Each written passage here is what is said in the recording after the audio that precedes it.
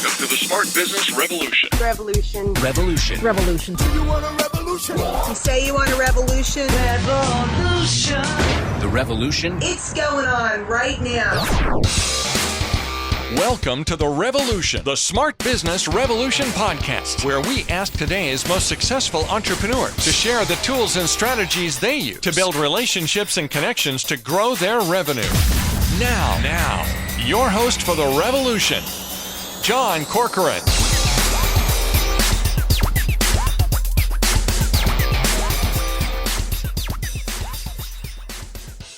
Hi, welcome everyone. John Corcoran here. I'm the host of this show. You might know my story. I'm a bit of a recovering political hack and a recovering lawyer. I spent years working in politics, including as a speechwriter with stints working in the Clinton White House and for a California governor. I spent years practicing law in Silicon Valley and San Francisco Bay Area. And 10 years ago, I discovered the medium of podcasting. I've been doing it ever since because I get to talk to amazing people with amazing stories, from top CEOs to founders, entrepreneurs, of all kinds of different companies, including today's guest, Brian Bogert, which is going to tell an amazing story about his life journey. I'm also the co-founder of Rise 25, where we help B2B businesses with the strategy and production they need to create a podcast that produces tremendous ROI and connects them with their ideal results and referral partners. And Brian's got an amazing story. We're going to talk about it in a moment.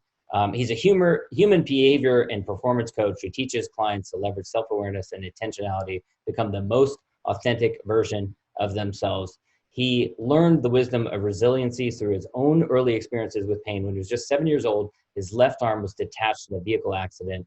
Instead of succumbing to that suffering because of the injury, he fully recovered, flourished with a reattached arm. He's learned early how to move beyond what happened to him by creating an intentional mindset. Before moving full-time into coaching and public speaking, he and his business partners led the Phoenix location of a global insurance brokerage firm, where in 10 years, they grew the revenue from $250,000 to $15 million. And also, he was a top earner as a sales professional and has been named as one of the 40 under 40 in the Phoenix Business Journal. Now, before we get into this episode is brought to you by Rise 25 Media. Rise 25 helps B2B businesses to get clients, referrals, and strategic partnerships with done-for-you podcasts and content marketing. We specialize in helping B2B businesses with high client lifetime value. So to learn more and get some more inspiration and ideas about how to get clients, referrals, and some of the best friendships of your life from a podcast and content marketing, go to rise25media.com. All right, Brian, so I'm excited to talk to you, and take me back. So you're 7 years old and you have this freak accident that really affects the trajectory of your life. You're just in a parking lot with your mom. Take us back to what happened. Yeah, so I want everybody to just close their eyes for 1 second and imagine walking out of a store after a successful shopping trip, walking to your car, turning your head and seeing a truck barreling 40 miles an hour right at you with no time to react. That's where this story begins. We went to our local Walmart to get a 1-inch paintbrush. And I've always had an excitement and a vigor for life. I've always had a lot of energy. And so, of course, I was the first one in the car and waited there for my mom to catch up to unlock the door so we could get home and put that 1-inch paintbrush to use. As we're standing there and I'm waiting for her to catch up, a truck pulls up in front of the Walmart and the driver and middle passenger get out. Passenger all the way to the right feels the truck moving backwards. So he did what any one of us would do. He moved over to put his foot on the brake, but he instead hit the gas. Combination of shock and force threw him up onto the steering wheel, threw him up onto the dashboard, and before you know it, he was catapulting 40 miles an hour right at us with no time to react. We were in an end spot. So he went up and over the median, went up and over the tree in the median, hit our car, and we think that I was holding onto the handle. And so it yanked me to the ground, ran over me diagonally, tore my spleen, left a tire track scar in my stomach, and continued on to completely sever my left arm from my body. So there we are, middle of August, 115-degree day in Phoenix, Arizona, laying on the asphalt. And my guardian angel walked out of the store right when this happened. She saw the life and limb scenario right in front of her. So she went right into action. She came over and immediately doctor or someone? She was a nurse. Yeah, nurse, she was a wow. nurse. And immediately came over and put her hands on the wound to stop the bleeding to save my life. Wow. And she also instructed some innocent bystanders to run in and grab a cooler, fill it with ice, and get my arm on ice within minutes. Wow. So had she not done one or both of those things, I either wouldn't be here today or I'd be here today with no arm. Wow. And so I'll expedite the rest of that story. I know a lot of people probably weren't expecting it to go there, even though you gave a little bit of a precursor in the beginning, right? There's a lot that's connected to that. And it was 24 surgeries, years of recovery, and a whole lot that came after that. But what I've learned in all of my time of doing this is that what's important is that we all have unique stories. And what's important is that we pause and become aware of the lessons we can extract from those stories, and then become intentional with how do we apply them in our lives. So there's two primary lessons that I extracted from this. There's a whole lot of other ones, but there's two primary ones. I learned not to get stuck by what had happened to me, but get moved by what I could do with it. And the second I didn't realize until far later, because I was in a fog really for a lot of those post-accident years. I mean, the years of unrelenting surgeries and therapy and all those things, I was just focused on healing and not really paying attention to all the details. But the idea of their son growing up without the use of his arm for my parents was a source of great suffering for them.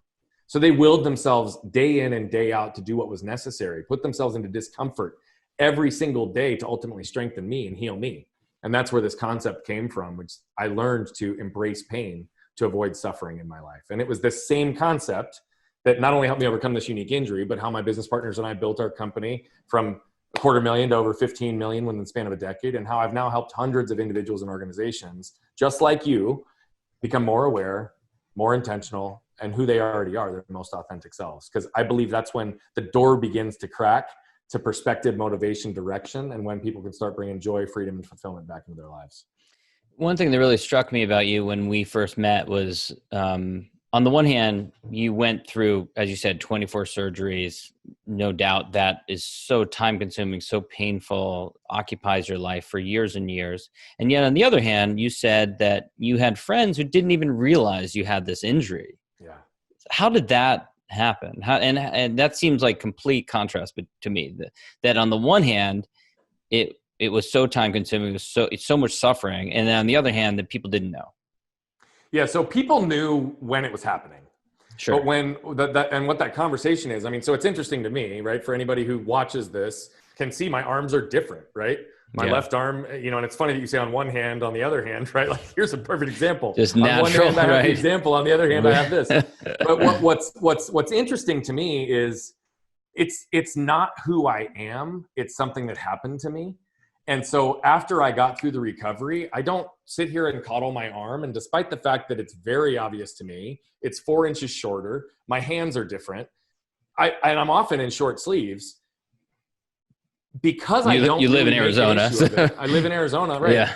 Because I don't make an issue of it, I think it's interesting because I have literally had friends for 5 years, and I'll make some comment like, oh yeah, because of my accident, or oh, because of my arm. And they'll say, what are you talking about? And I'm like, what do you like? It blows my mind that they don't notice, but there's a huge percentage of people that don't notice. And when I've asked them, like, how did you not notice? They're like, well, you don't do anything that draws attention to it. Like you compete in sports, you do everything it's never held you back from who you are. And so they haven't really paid attention to it. Now I'm intimately aware of the differences in my arms. I also feel like I notice differences in other people's bodies very quickly. So injuries, different things I pick up on because I'm hypersensitive to it. But I think a lot of people probably it wouldn't jump out unless they were really paying attention to it. Do you think that you are just naturally that kind of person where you don't dwell on the accident, or was there ever kind of a turning point where you made a affirmative decision that you're not going to let this hold you back? Yeah, so I think it's a combination of both, to be honest. There's a lot of people who described me as, and to my parents, right? They'd be like, oh man, Brian had a brush with death and now he's on this mission to conquer the world. That was my second grade teacher who said that to them, like the year after my accident. And they were like, no. Like, this is exactly who Brian is. And this is how he was born. And this is how he was. My statement when I was like 2 in a really raspy, low voice would be like, didn't hurt, right? I would just like stand up and say that. That said, it also was an intentional decision, despite the fact that I was hardwired that way. Because when something like this happens, and I remember this vividly, first I thought it was a dream, and I'm laying in the hospital bed in the ICU thinking it was a dream. And then a few days would go on, and all of a sudden I realized it's not a dream. I am awake. I'm not going to wake up from this, right? And then it's really quick to feel sorry for yourself. Like, why me? And even as a 7-year-old, I know that might sound crazy, but I remember that feeling sitting there like, why me? Like, why did my arm get ripped off? Why am I having to go through this? Why am I having to deal with these things? And all of a sudden in the ICU, we have a bunch of families that are coming up to us saying, we're so sorry. We're so sorry that this happened, right? We're so sorry this happened to you. Like, what can we do to help? How can we jump in and help? And then we come to find out their kid is laying in the bed next to me with a terminal illness, and they don't know if they're going to live another year or another month or another 6 months. And so perspective is powerful. Perspective points us at what's important. And what I realized in that first 2 weeks in the hospital, I didn't know whether or not my arm would be secure at that point. I mean, we were in the very beginning of a long journey. I didn't know if I'd ever have use of it again. I didn't know if I'd ever feel in my arm again. But the one thing I knew after the initial threat to my life is that I was going to be alive, right? And so when you see these kids that are literally there 7, 8, 9, 10, 11, 12 years old, laying in the ICU bed, and they're all hooked up to tubes, and they might not live another month, that hit home really, really quickly. So when I said the first lesson I learned was learn not to get stuck by what had happened to me, but get moved by what I could do with it. It's also a technique that I use around awareness. And it's been something that's been documented and proven by Dr. Tasha Eurich and her research on self-awareness.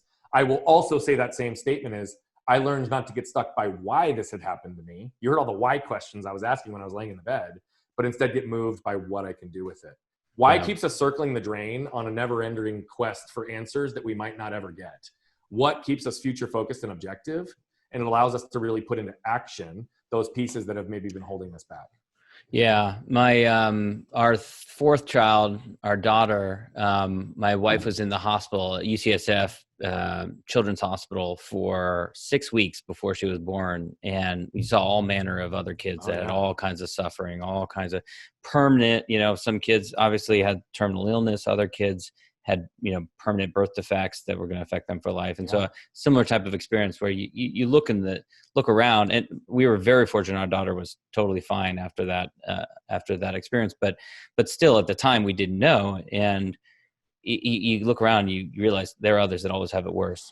Talk a little bit about, in the coaching, the work that you do. No doubt you have people who come to you who feel sorry for themselves for different things, whether it's a job loss, divorce, in a funk, depression, whatever. How do you get them to, as you described, to get moved by what they can do with it? How do you get them to go from fixating on the way in which they're suffering to being moved to motivate that to actually take action? Yeah, so there's a combination of things. I'm a big believer in all of my work, no matter what topic or category we're touching upon, everything starts with awareness. And so I always start with helping people just become aware and see very, very clearly who they are, their own emotional triggers, their own behavioral patterns that have maybe put them in that self-defeating place. And I am a big believer in we got to turn the lens on ourselves. Sometimes we can do that ourselves. Sometimes we need to get external feedback to do that. But when I get folks that are saying like, oh, why did I get passed up for the promotion? Why am I having an issue in my marriage? Why can't I ever seem to make money? Why can't I seem to grow? Like the reality of it is we are products of our emotional triggers and our behavioral patterns. So until we understand kind of the context and the body of life and the fact that these cycles tend to repeat themselves time and time again, it's hard for us as an individual to take ownership and realize that there are probably things that we are doing that are keeping us stuck there. And so instead of taking the victim mentality, it's how do we flip this on our head and start to take ownership so that we can move through it, right? So it's the same philosophy if you really think about it. When I was laying there in the bed, I could have been the victim. Right. And I often was the center of attention after my accident where people just assumed I couldn't do something or, oh, poor Brian, or I had a sling for years. And I just never wanted that to define me. So for me, there was a big motivator that I didn't want to be defined by that. So I was on a mission to break boundaries and expectations just out of the gate because I wasn't going to be boxed in that way. Not everybody's had those same types of experience that have forced them to do that. But, I was working with a client on last week. And he's a business owner. He's a successful guy. He's made great money in his life. And still there was this conversation that kept recurring in their household that was around finances. And he always felt like his wife had bad spending habits, right? So historically, they've had this conversation over the course of 10 to 15 years of being together multiple times, and it always ends in an argument. Well, what was happening is he was going into those conversations, we need to tighten this up, we need to do this, we need to do that. But what was he really saying and what was she hearing is you, right? She's the problem, not him. Well, so he called me with this idea of like, how do we work through this? How do we get unstuck on this financial side? Because if I can't fix this at home, I can't do this in my business. And how am I ever going to build the wealth and what I want to do to hit the goals that I want to operate at that level of performance? Well, after asking questions and paring it back, what we really uncovered is he's operating from a position of scarcity. That's deeply rooted emotional trigger for him that impacts multiple different areas of his life. So every time he goes into that conversation, he knows it's going to end in misery. So what does he do? He avoids the topic for months until all of a sudden he's feeling the pressure of finances at home, and then it blows up into an argument, and he tries to have a productive conversation. The pattern kept repeating itself. So I said, what if you just really, and once we got to the scarcity piece, it became clear. What if you went to her and said, hey, we've been doing this for 15 years and the pattern keeps repeating itself. And for a long time, I was pointing the finger at you. But the reality of it is, what I've realized is that I have scarcity, particularly as it relates to money. And so what I'm realizing is that I have an emotional trigger around this, and I'm projecting and manifesting that onto you, which is preventing us from having a productive, future-focused conversation, because I'm getting stuck in the past versus focused on how do we build our communication around this? How do we build a plan that we're mutually agreeable to? How can I contribute to approaching you in a way that isn't going to put you on the defensive, right? There's all these pieces, but that started with awareness. We had to get him aware that the issue in those conversations wasn't her. It was him, and it was the scarcity that he was entering into the conversation with. And then we had to shift it to, how do we change our language and approach and behavior that's different than the pattern that has existed in our life, right? Because the reality of it is that scarcity mindset, it is impacting his life. It is impacting his marriage. It's impacting his business, right? So how do we get him to move through that? Had we not started with awareness first, there's no way he could be intentional to have that conversation in a different pattern moving forward. When did you, you were building your career for many years. At what point did you start to speak? At what point did you start to stand on stage and tell your story? So well before my career started, you and I talked about it before we even hit record today, right? I've told this story so many times. Yeah. Reality of it is, there's not a whole lot of people you meet that has their arm ripped off and reattached, and then they have pretty much full practical use of it, almost 30 years later. And so since I was small club, very small club. Yeah. And I've known a number of amputees who've had reattachments that either didn't stick or their arm isn't functional or what have you. But the reality of it is I've never been shy. I've always had a loud voice, and I have a very unique story. So I've been speaking since the time I was 7 years old on big stages. Now, there was a shift though. For 20 years almost, that was exclusively focused on perspective, motivation, direction, teaching people to see what's possible. Other people who have a difficult healthcare journey, giving them perspective on you can do this. It was really more motivational, and then fundraising. So because it was unique, I also helped raise a lot of money for organizations, healthcare organizations, using this story to benefit them. When I shifted professionally was about 7 years ago. And I hired my first coach. I was stuck. It was right after we had our kids. 6 months went by like that. I was burning the candle at both ends. I wasn't being aware or intentional in areas of my life. I hire him, and a month in, he goes, Bogert, you got to be doing this. And I said, what are you talking about? And he goes, speaking and coaching. And I said, yeah, whatever. I'm paying you a lot of money, not to tell me how great I am, but to help me figure out these other things, not add something else to my plate. And he said, okay. And then he just trickled it month over month over month for about 9 months. And the universe sent me some very loud signs that told me he was correct. And that's when I jumped in, which was about 5.5 years ago, where I decided that this is what I'm going to do in addition to running my other business. I hadn't decided at that moment to chase it full time, 100% focus. But he said, you're already speaking, you're already coaching. Why not get paid for it and make a business out of this? And you can still impact a lot of lives, but you can get compensated for your ability to communicate and give people perspective, motivation, and direction. So he told me what I needed to hear, not what I wanted to hear, but it turns out I'm forever indebted to him because he pushed me on this path. And at what point, and I know one of the big messages that you share with people, actually, let me launch in that first, is the importance of embracing pain to avoid suffering. So talk a little bit about what that philosophy is, and then I'll ask you about, from a business perspective, how it plays in. Perfect. So, the world tells us to reduce, eliminate, or avoid pain. And I'm telling you, the world is wrong. I believe we all must choose our pain, or our suffering will choose us. So let's look at what this actually means, the difference between pain and suffering. And then I'll give a couple of examples, and then we can jump into what you talked about. It's interesting because pain is defined, right, as short-term, intermittent, and heals after the direct cause is removed. But what we tend to do as a society is we'll put clarifying words in front of it, like acute or chronic pain. When we put chronic pain in front of the word pain, it immediately changes the definition, because chronic implies that it's not short term, right? And it persists after the direct cause is removed. So anything that's longer than short term, intermittent, and is still there isn't chronic pain, it's suffering. And we don't want to admit that suffering exists, particularly when it's a direct result of our choices.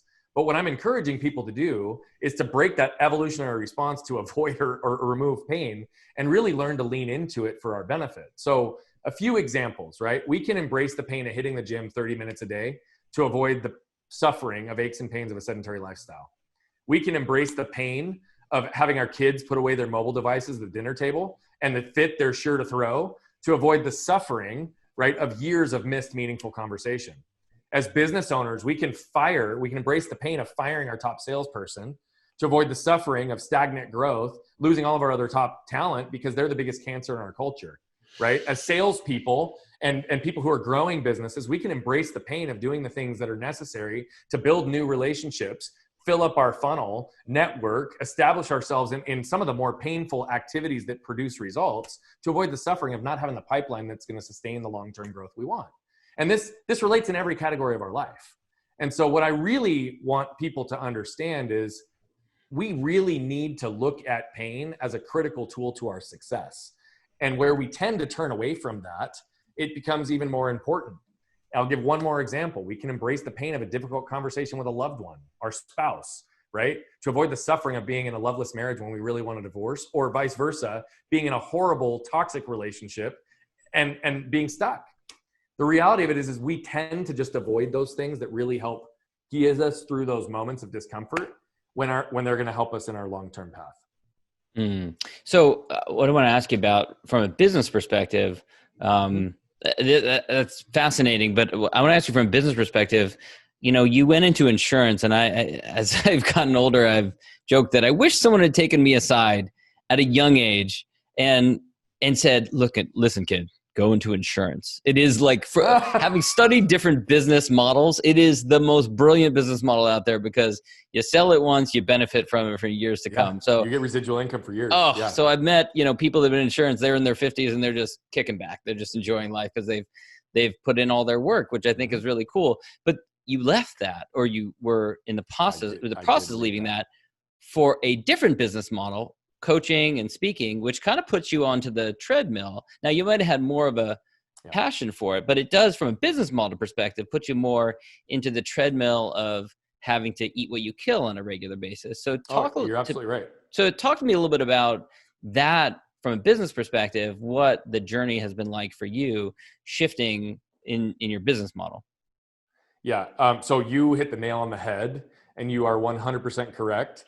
The reality of it is if I summarize it in the most simplistic way, and then I'll expand on this, I had to embrace the pain of walking away from a known entity, what was going to be an easy button at that point in my life, to avoid the suffering of not ever knowing what the real impact is I could have on this planet. The reality of it is like, I am not a believer that in what I was doing over there and what I was doing over here, I reached a point where I didn't feel I could continue to grow either at the rate that I wanted to while doing both. And what I also realized is that the more time I spent coaching, the more I wanted to spend coaching. So I walked away from a lot, of recurring income, a lot of potential future income in a business that had already been built because the residual was going to be there. We were growing organically, double digits every single year, which directly correlated to income. So by no means that is not lost on me. And now I'm in a position. Nor family and friends, I'm sure, because that's the other thing. It's one thing for you to believe in it, but it's another thing you have family and friends are saying, what are you doing? Yeah. And so what prompted it, truthfully, was I never thought when I started my human behavior and coaching business that it would be my full time. I dismissed it when my coach first brought it up. And about a year and a half ago, my wife and I went away for a weekend without the kids, and we had one of the most spectacular weekends, emotionally, spiritually, physically. I mean, like everything was sinking that weekend, right? Just amazing. And we're driving to pick up the kids, and she looks over at me and she says, "How would you feel if you didn't have to go to the office on Monday morning?" And I got chills when she said it. I was like, that's a pretty loaded question. Why don't you tell me more? Now, I had some other health stuff that had happened a couple of years back that really did rattle my energy, and I was getting a lot of brain fog, and we're through that now. So I'm good, and we're on the right path. But She started with that. And she said, I think you allowed this health stuff to allow fear to enter into your world in a way that I've never seen it. She said, I think you are at a place in your life where you have accomplished more than you thought you would, and certainly more than you sought out to. But she said, I also feel like you've convinced yourself that we need the money, we need the security, we need this business, we need all these other things. And she said, I'm here to tell you, we don't. She said, I also believe that you are barely scraping the surface of your potential. And she said, I know you're not having the impact on the world that you really want to have deep down. And so she said, we took a bet on you once. And if you want to take a bet on you twice, I'm willing to double down and let's see where this can go. Wow. Right? You're right. The work looks very different. I am a big believer, though, that although there's residual income in the prior world in insurance, meaning I don't necessarily have to generate new clients constantly, it also gets stale.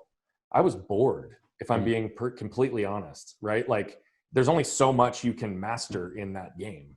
And I was in it for 15 years, and it was just getting to a point where, you know, I'm also a builder, not an operator. So getting us from nothing to 15 million really motivated me. Getting us from 15 to 20 or 25 or 30 sort of motivated me, but it wasn't like that was moving the needle. Having an impact on people's lives is deeply meaningful to me. I'm on a mission right now to impact 1 billion lives in the next 25 years. And I know that 99.999% of those will never pay me $1. But I also know that if I show up and I focus on relationships, value, and impact, I'm extremely aligned with who I am and all of the things that I manifest. Like money is never going to be an issue. We're going to be fine, right? But it was my first fear when she challenged me, was just that. Like, oh, what am I walking away from? And I had to get really clear on that. And I had to answer the questions, right, that were fear-based. Like, am I a one-hit wonder? Will I ever be able to build another business again? Like, will I really be able to have that impact? Will I ever get back to the income level that I'm at now? Because it's way more than I thought I would ever make, right? And all of those questions went through my mind. But what I kept coming back to was, I believe to my core that I endured the amount of pain that I have for the sole purpose of being able to reduce it in the lives of other people. And if I don't turn into that and honor that, then it's a disservice to me, and it's a disservice to anybody that I could potentially serve.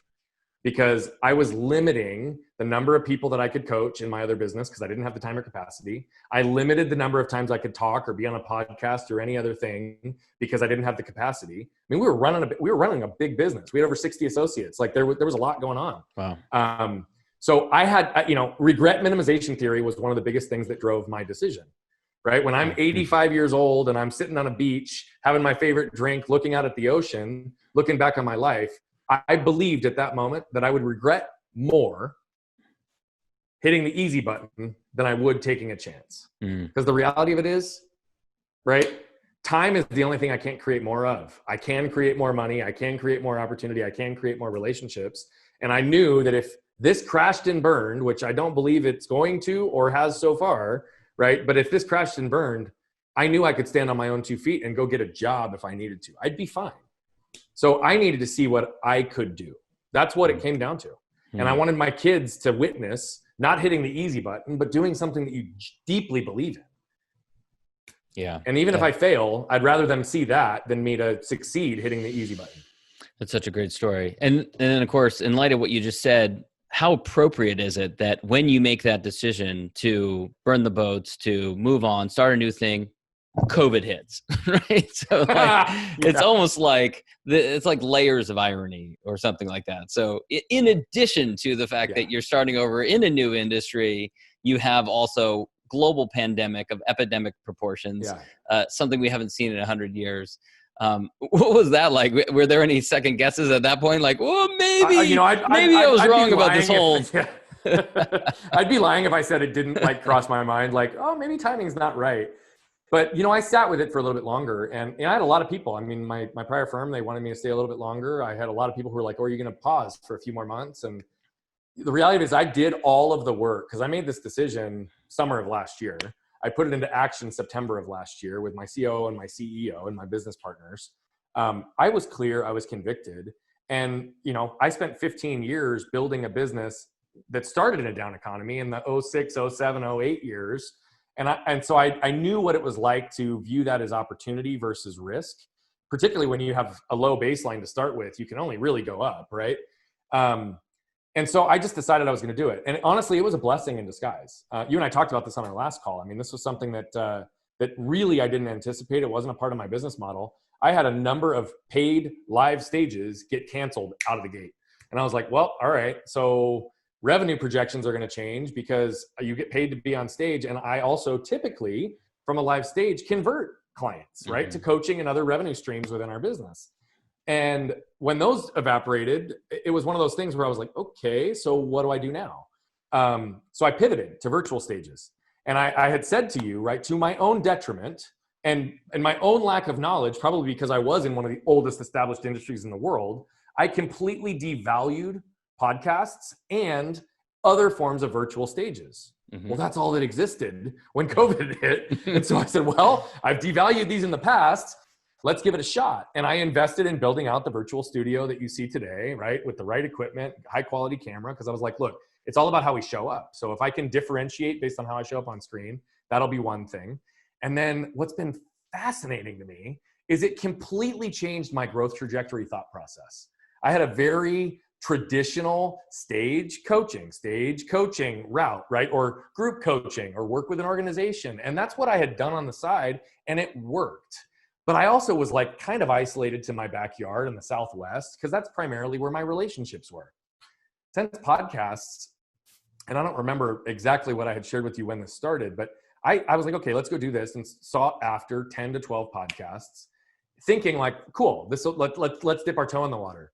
In the last 4 months, that has blown up because I've now been a guest on over 80 podcasts in 4 months. And it has completely changed my belief on what reach really is. And when I talk about that billion lives I want to impact, this is one of the fastest ways to get there, right? Like, sure. Because exposure and audiences on a global scale, right? Exactly. Yeah. I mean, I've been on 4 podcasts based out of the UK. I've been on 2 based out of India.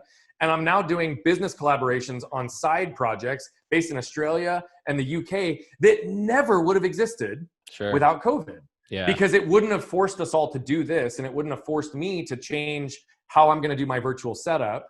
And I think I also shared with you, I even changed the way I started communicating. So from a long form stage live event type talk to now 3 to 5 minute sound bites so that no matter where in a podcast somebody's listening or consuming, they get value. Because again, I told you I'm focused on relationships, value, and impact. And so COVID actually has ended up being a blessing because 4 months into doing that now, the inbound activity for our business is unlike anything I've seen in this business before. And I'm all in on this strategy now. And you challenged me to start my own, and there's some stuff that's in the works with that. I challenge. It's not unique to you. No offense. No, it's everybody. I tell everyone the same thing. Yeah, that they should do it. Yeah. And I just, again, to my own detriment, I dismissed it. So the reason I say that so clearly, anybody who's listening to this, listen to John and either find a way to get on podcasts or start your own. There is incredible value. And I've had more conversations with some of the coolest, most interesting people I've ever met in my life, all compressed into 4 months. I mean, it's been phenomenal what has happened as a result of this. So I'm drinking the Kool-Aid now. It'll be a part of my strategy now and long after COVID passes. Well, you were certainly a glasses half full kind of guy, but I love your perspective on COVID in particular and how you can kind of look at the bright side of all that. I'm a big fan of gratitude and, being grateful for what you have, which I can tell you are as well. When you look around at, let's say, peers who are doing what you want to be doing in this new, Brian 2.0 version, the new business that you're embarking on, you look at like other coaches and thought leaders and experts and stuff like that. Who do you admire? That's a really good question. One of the first names that comes to mind is David Meltzer. He's someone that, he's had it all. He's lost it all. He's built it back up again. But he's also really, really focused on people and impact. And he's one of the most genuine and authentic guys I've seen in the space in terms of how he gives and adds value and puts a ton of free content out. He and I shared a virtual stage. We've ended up doing some work together. He's just incredible. Another one that I didn't know pre-COVID, but I've gotten to know as a result of it, is a gentleman by the name of Anthony Trucks. Phenomenal story, ex-NFL player.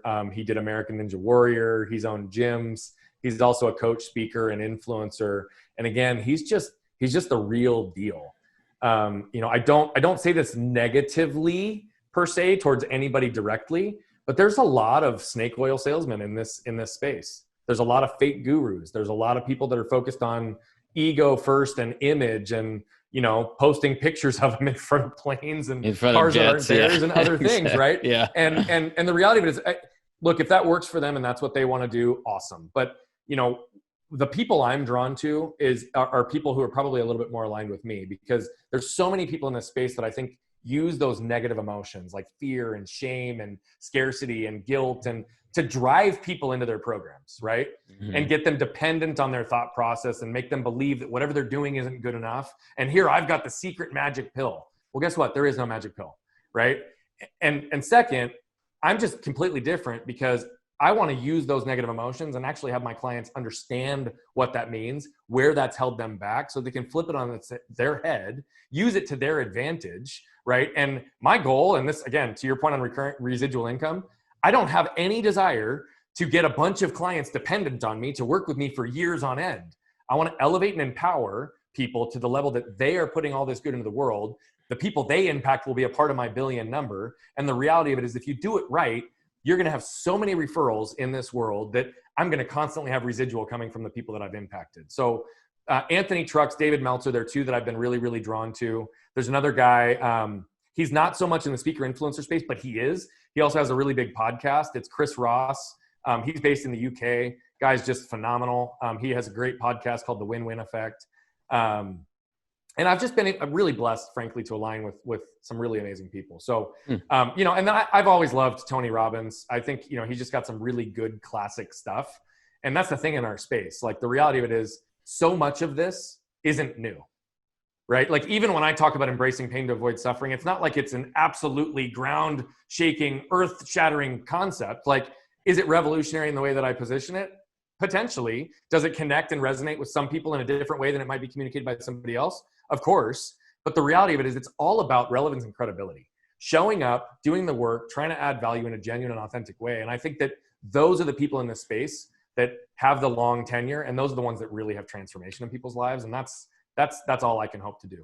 That's great, Brian. Well, we're running short on time, so I'm going to wrap up with the last question I always ask, which is, let's pretend we're at an awards banquet, much like the Oscars or the Emmys.